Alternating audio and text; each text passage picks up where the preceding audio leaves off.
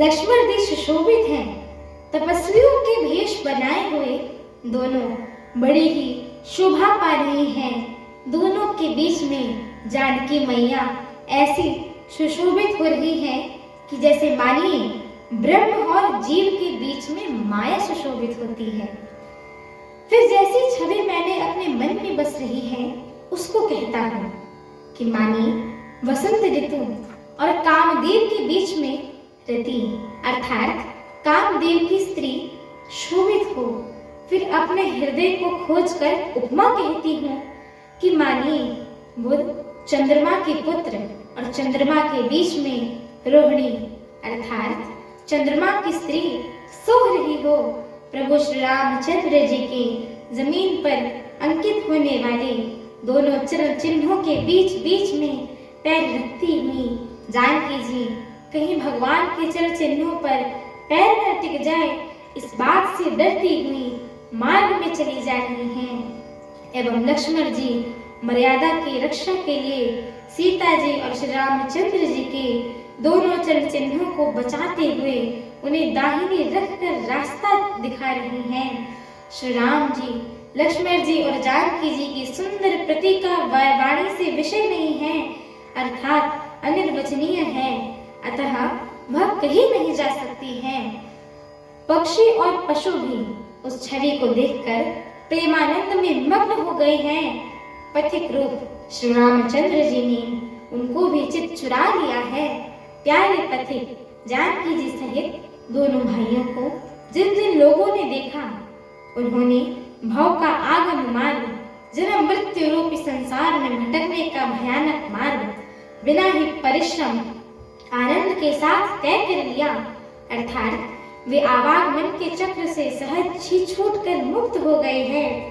आज भी जिसके हृदय में स्वप्न में भी कभी लक्ष्मण सीता राम तीनों बटोती आ बसे तो वह भी श्री रामचंद्र जी के परमाधाम उस मार्ग को पा जाएगा जिस मार्ग को कभी कोई बिरले ही मुनि पाते हैं। तब श्री रामचंद्र जी जानकी जी को थकी हुई जानकर और समीप ही एक बड़का वृक्ष और ठंडा पानी देखकर उस दिन वहीं ठहर गए। कंद मूल फल खाकर रात भर वहां रहकर प्रातःकाल स्नान करके श्री रघुनाथ जी आगे चले। सुंदर वन तालाब और पर्वत देखते हुए प्रभु श्री रामचंद्र जी वाल्मीकि जी के आश्रम में आए। श्री रामचंद्र जी ने देखा कि मुनि का निवास स्थान अत्यंत ही सुंदर है, जहाँ सुंदर पर्वत वन और पवित्र जल हैं। सरोवर में कमल और वनों में वृक्ष फूले हुए हैं और मकरंद रस में मस्त हुए भौरे सुंदर गुंजार कर रहे हैं।